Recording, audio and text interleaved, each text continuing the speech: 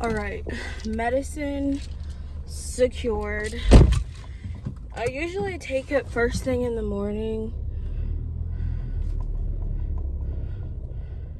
but today, today we are taking it in the middle of the day. Oh, y'all, I have been struggling sleeping still and went to bed closer to 6 a.m. again. Actually, I'm pretty sure I went to bed after 6 a.m. because I'm pretty sure I heard my dad get home early in the morning and thought it was an intruder for a little bit and almost had a panic attack. But it was just my dad, because I was like, why would an intruder turn on lights? But the last time I remember seeing was on the clock was like 5 something, like 5:15 a.m. So I stayed up late watching, oh my gosh, I just broke my purse. I stayed up a little bit late because I have been watching Love Island USA. So I never watched it when it came out. I already know like what couples are together or whatever, but it's still like fun watching it just to see like how things happen in the show. Not me trying to fix my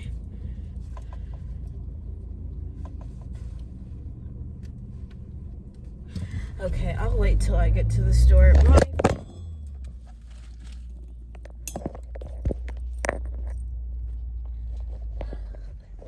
Y'all, my freaking zipper fell off my purse.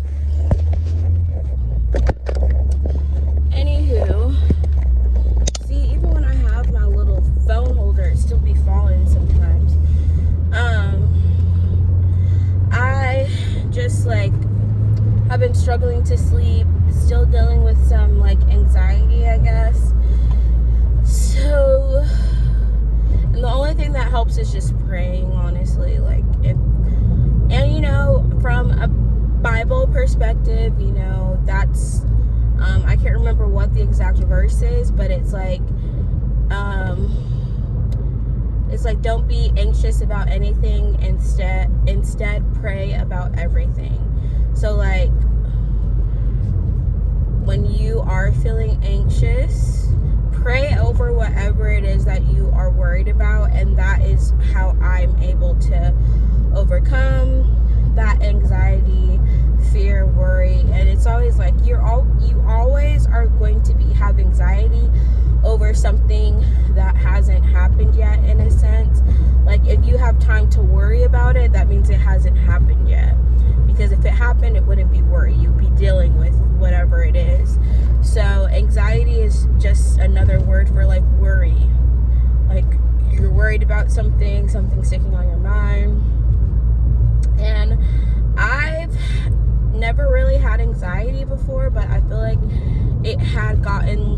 it's gotten pretty worse. I started experiencing it a lot more. Like, I can't even tell you when it started. Maybe I've had it and just didn't call it that for a minute. But anxiety too is definitely like a spiritual attack as well. So like, that spirit of anxiety is not something that you put on yourself, basically. It's just like it's a spiritual attack, essentially. So when I'm dealing with like something that I'm anxious about or worrying about, what I try to do is just pray about it, ask God for guidance, thank God for like taking care of whatever it is I was worried about to begin with, because the worst thing I can do really is worry. Allow myself to worry about something that I don't have control over anyways.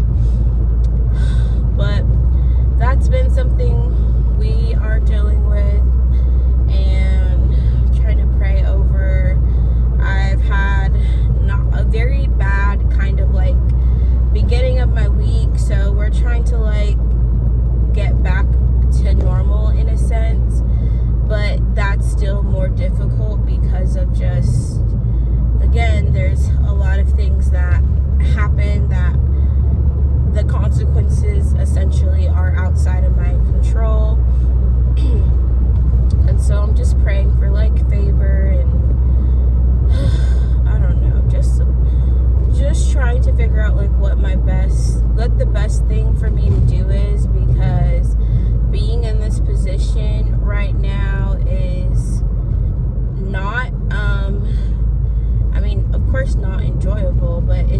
also extremely hard to, oh shoot, sorry guys,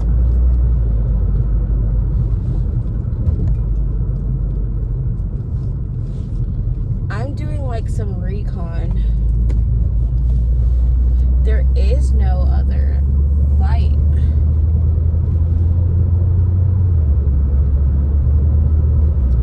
Alright guys, anywho,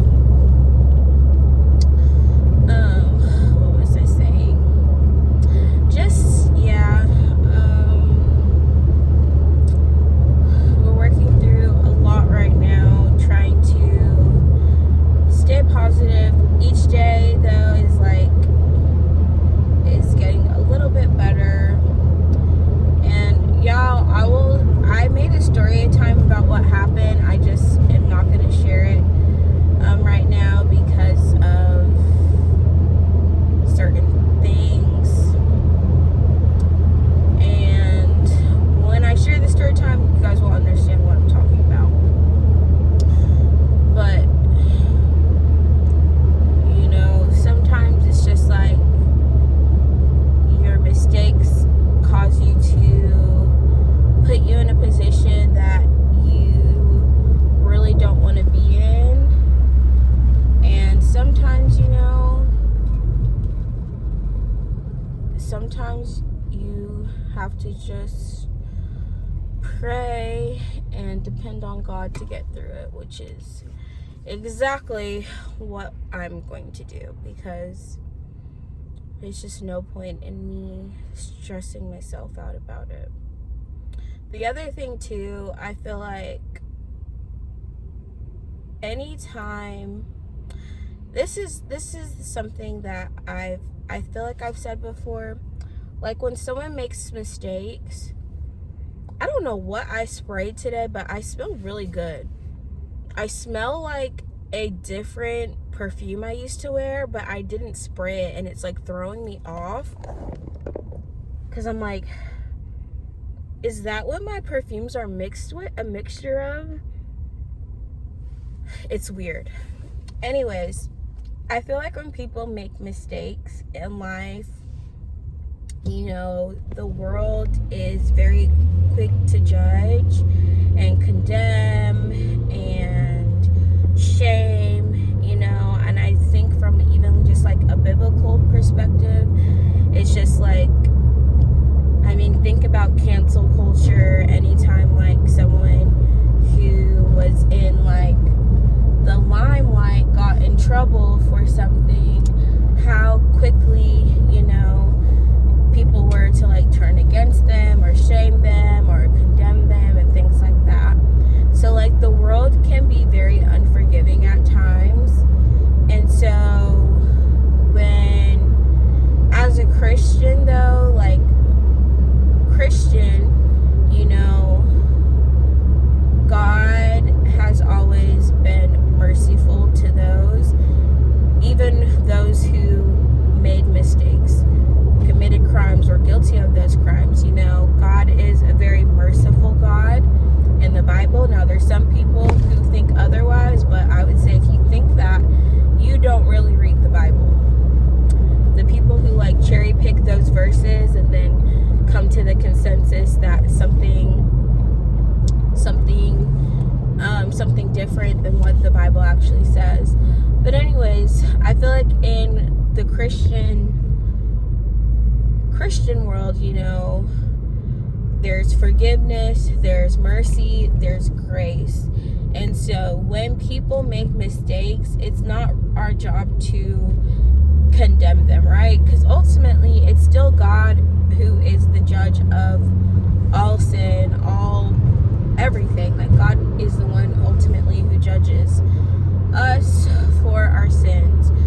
But when you understand like the gospel and what the Bible is, it's literally Jesus paying the price for the sins of all of these guilty people who deserved the consequences for their actions. But instead, Jesus takes those consequences and, you know, pretty much get rewarded. Like, we still get access to heaven. It's just like, it really is an unearned gift. Salvation and what Jesus did on the cross, dying for the sins of the world, is something that we cannot earn, we did not deserve.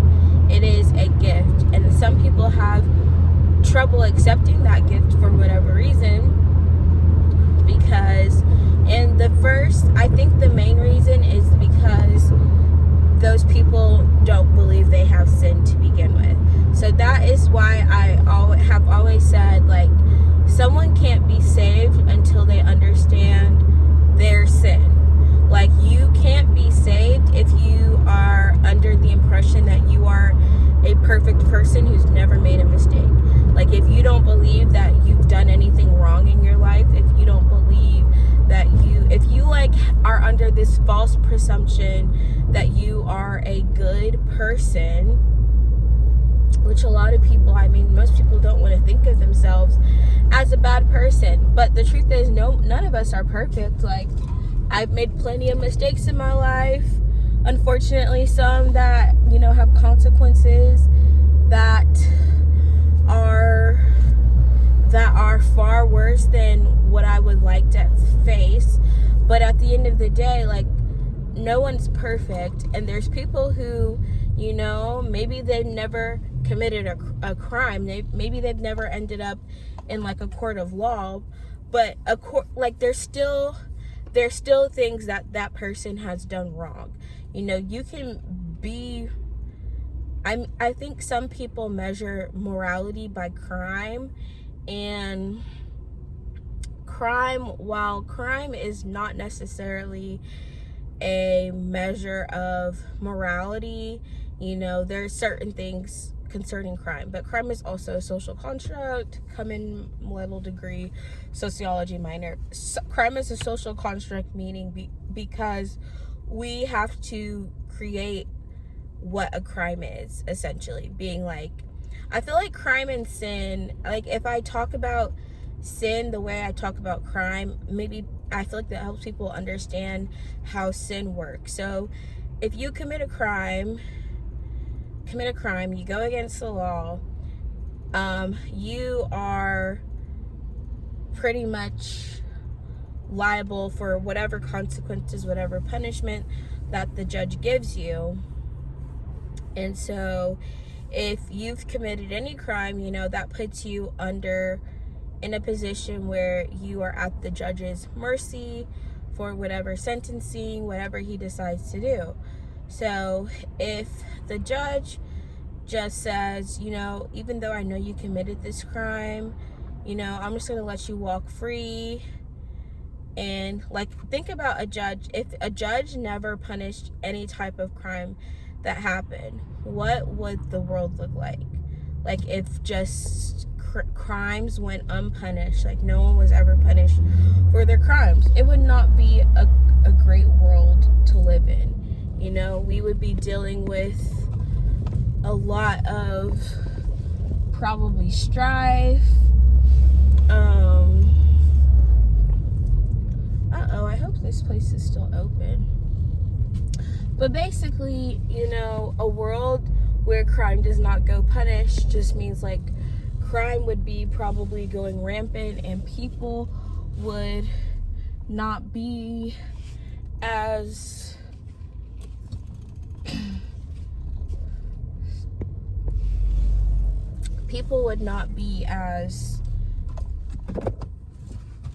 I just think like the world overall would just not be pleasant to live in, because people basically are just getting away with like murder, whatever type of crime they do. So like, punishment is, why does crime get punished? Crime gets punished essentially to deter people from committing those crimes, but usually the crimes that you commit there's laws for those crimes, because those actions either put you or someone else at harm. So like, that's why those laws exist to begin with. So if you think about that in terms of just like sin, what is sin? Sin is when we go against God.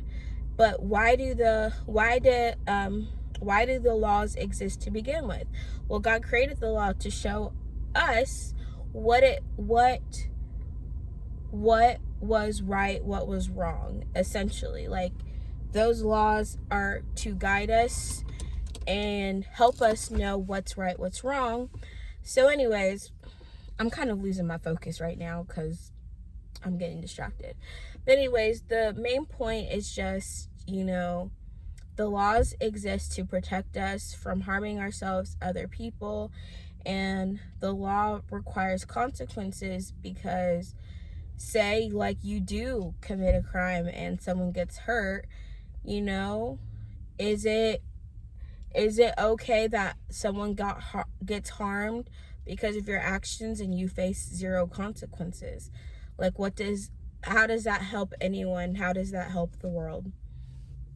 But again, basically just the entire gospel is literally God showing mercy and grace to a bunch of sinners who are guilty of sin, and giving them grace and mercy even when they don't deserve it, so that they can still have a life with him. Because God's laws, biblical laws, and you have to understand, like, who God is too. Like, God is a righteous, holy being. He is perfect too. So to be in his presence, the presence of a perfect, holy, and righteous God with sin, is just like, God can't allow sin into his kingdom because it would make him corrupt, essentially. So I think that's another part of the gospel people misunderstand. Anyways, we're about to go inside, and I'm gonna try to fix my zipper because the fact that it was broken like this. Ooh, did I get it? Yeah.